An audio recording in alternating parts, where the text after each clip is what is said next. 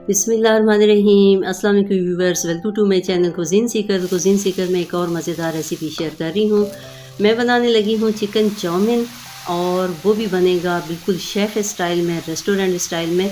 क्योंकि अमूमन लोग कहते हैं जी कि रेस्टोरेंट वाला जो टेस्ट है वो घर पे नहीं बनता, उन जैसे जो कलर होता है वो घर पे नहीं बनता।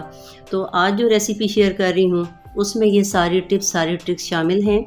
रेस्टोरेंट में तो अमूमन प्रोफेशनली काम हो रहा होता है, डिफरेंट सॉसेज उन्होंने रखे होते हैं, बनाए भी होते हैं, लेकिन घरों में अमूमन वो सारी चीज़ें नहीं होती।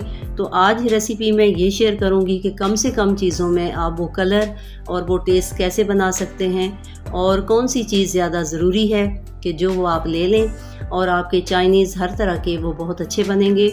और सबसे बड़ी बात ये कि हाथ की सफाई, जो काम करने का तरीका है, वो बहुत ज़्यादा प्रेफर करता है आपकी चीज़ों को बनाने में। तो चलते हैं रेसिपी की तरफ, और चलिए जी शुरू करते हैं। यहाँ पे चंद सब्जियां हैं, एक छोटी और एक दरमियानी गाजर है, और पाव वाला जो बंद गोभी का फूल होता है वो आधा है, एक शिमला मिर्च है, 1.5 प्याज है, और 5-6 लहसुन के जुए हैं।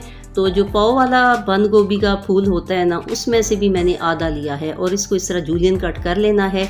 तो कटिंग ज़रा अच्छे से कीजिएगा, क्योंकि चाइनीज़ में जो कटिंग है वो बहुत प्रेफर करती है कि एक जैसी हो। जूलियन कट है तो जूलियन कट ही, यानी इस तरह लंबा लंबा पतला पतला काटना है। और ये मैं छोटे छोटे क्लिप्स शामिल कर ली हूँ बिगनर्स के लिए, ताकि उन्हें दाएं बाएं फिर वीडियो देखने की ज़रूरत ना पड़े, और एक ही वीडियो में प्रॉपर सारी रेसिपी विद इंस्ट्रक्शंस उनको मिल जाए। तो इस तरीके से गाजर को काट के इस तरह छोटा छोटा पतला पतला लंबा लंबा काट लेना है, एक जैसा काटना है, ये इस तरीके से होना चाहिए। तो ये थोड़ी सी गाजर भी देखें कि कट के कितनी हो जाती है। एक शिमला मिर्च है ये मीडियम साइज़ की, और इसकी कटिंग का तरीका भी आप देख लीजिए।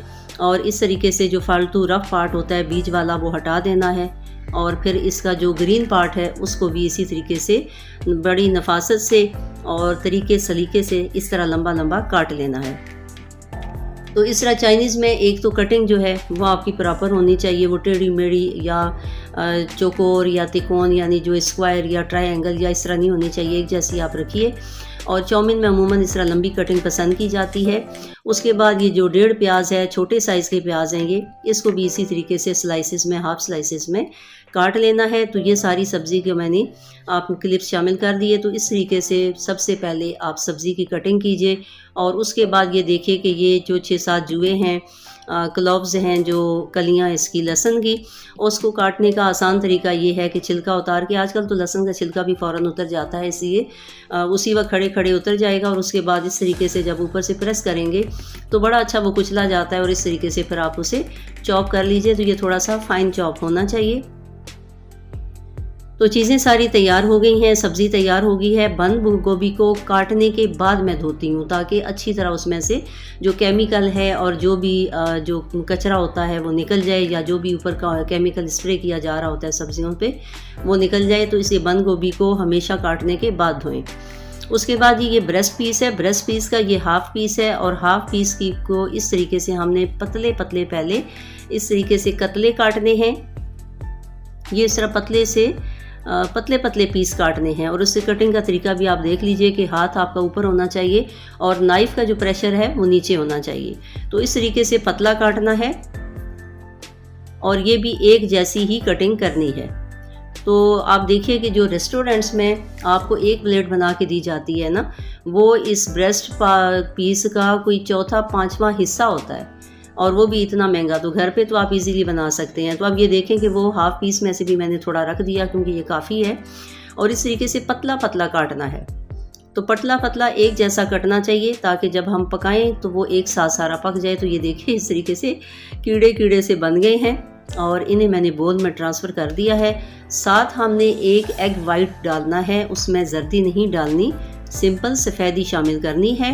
और इस तरीके से आप इसको हाफ़ करें, और हाफ़ करने के बाद जर्दी खुद ब खुद ऊपर रह जाती है, और जो उसका वाइट पार्ट है वो ड्रॉप हो जाता है। तो यहाँ पे जो जर्दी है वो रख लीजिए, और नेक्स्ट टाइम आप इसको नाश्ते में यूज़ कर लें। यहाँ पे 1/4 टीस्पून जो है वो काली मिर्च और 1/4 टीस्पून नमक मैं शामिल कर रही हूँ। और 1 टेबलस्पून भर के कॉर्नफ्लावर शामिल कर रही हूँ। अगर कम लगे तो थोड़ा सा कॉर्नफ्लावर और शामिल कर सकते हैं। बाकी किसी फालतू चीज़ को डालने की ज़रूरत नहीं है। सिंपल ये 3 चीज़ें शामिल करें, साथ अंडे की सफ़ेदी शामिल करें और मिक्स करके रख दें। अब यहाँ पे ये 200 ग्राम्स का ये स्पेगेटी पैक है और ये मैं हाफ़ बनाने लगी हूँ। तो ये हाफ़ के हिसाब से सारी जो मेजरमेंट है, जो मसाले हैं वो बताए जा रहे हैं। थोड़ी सी कमी ज़्यादती हो जाए तो कोई हर्ज नहीं है, बस नमक मिर्च आप चख लिया करें कि वो आपकी अपने टेस्ट के मुताबिक होना चाहिए। अब यहाँ हाफ़ सेवइयाँ मैंने निकाल ली हैं जो स्पेगेटी है, और इसको मज़ीद मैं इस तरीके से तोड़ लूँगी। तो एक तो हैंडल करना आसान हो जाएगा और इसको बॉईल करना भी आसान हो जाएगा, वरना पूरा पूरा जब रखेंगे तो फिर उसके लिए बहुत बड़ा पॉट आपको लेना पड़ेगा। ये देखिए, ये जो सॉस पैन होता है, चाय वाला जो पैन है, मैंने उसी में पानी डाला है और 2 चम्मच साथ मैंने टीस्पून नमक डाल दिया है। जब भी आप स्पेगेटी बॉईल करें, चावल बॉईल करें, तो लाजमी ये साथ नमक डाला करें। तो इससे क्या होगा कि आपकी स्पेगेटी फीकी नहीं होगी, क्योंकि ये आटे की बनी होती है। जब सिंपल आप बॉईल करते हैं, नमक नहीं डालते, तो अंदर से ये कच्ची लगेंगी, फीकी लगेंगी खाते हुए। इसलिए नमक साथ ज़रूर शामिल करें। और यहाँ 1-2 पिंच में फूड कलर, ऑरेंज कलर शामिल कर रही हूँ, तो इससे स्पेगेटी का कलर भी बड़ा अच्छा आएगा, टेम्पटिंग लगेगी और आपका चाउमीन जो है उसका कलर भी बड़ा ज़बरदस्त निखर के सामने आएगा। अब यहाँ पे 7-8 मिनट तो लगेंगे इसको बॉईल करने में। पास ही खड़े हुए रहिएगा, 1-2 दफ़ा इसको हिला दीजिएगा ताकि ये नीचे बैठ ना जाए और आपस में चिपके ना। पानी खुला डालिएगा और इस तरीके से हाथ से तोड़ के देखें। जब हाथ से टूट जाए तो फिर इसको चुबाएं, च्यू करें, और वो आपको बेहतर पता चल जाएगा कि इस चीज़ को कितना गला होना चाहिए। उसके बाद पानी ड्रेन कर दें और ऊपर से ठंडा पानी डाल दें ताकि उसकी जो पिच है, वो जो साथ चिपचिपाहट है वो निकल जाएगी। उसके बाद यहाँ पे मैंने कढ़ाई में तेल डाल दिया है। तेल थोड़ा सा ज़्यादा ही डालिएगा और यहाँ पे फिर जितना भी मैरिनेटेड चिकन है वो इसमें शामिल कर दिया है। और जैसे ही देखें कि वो ऑयल में गया तो फ़ौरन फूल गया है, भुरभुरे से ये हो गए हैं पीस। और यहाँ पे मैंने फ्लेम को थोड़ा हल्का किया, पहले मीडियम फ्लेम था और उसके बाद फिर फोक की मदद से मैंने थोड़े पीसेस को अलग कर लिया, क्योंकि वो सारे एक दूसरे के साथ चिपक रहे थे। और थोड़े अलग करने के बाद फिर मैंने फ्लेम को थोड़ा सा तेज़ किया है, लेकिन बहुत तेज़ नहीं रखना ताकि चिकन अंदर से पक जाए। तो यहाँ पे आपको 4-5 मिनट देखना है और इस तरीके से जब लाइट ब्राउन हो जाए, थोड़ा सा क्रिस्पी लगे, तो फिर एक मोटा सा पीस आप चेक कर लीजिए। तो हाथ से टूट जाए तो इट मीन्स कि चिकन इज़ रेडी।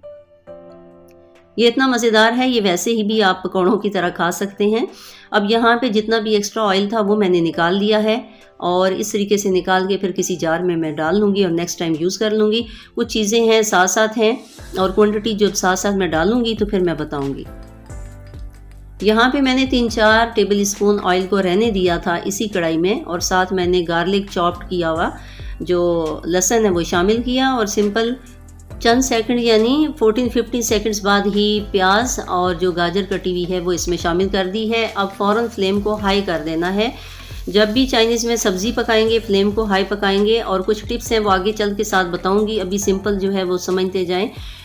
तकरीबन 1 मिनट गाजर के और प्याज के पकने के बाद मैंने शिमला मिर्च और बंद गोभी भी शामिल कर दी है। फ्लेम फुल हाई है, तो हाई फ्लेम पे पकाना है और तकरीबन 1-1.5 मिनट बाद ही जो चिकन फ्राई किया हुआ है हमने, फ्राइड चिकन, वो शामिल कर देना है।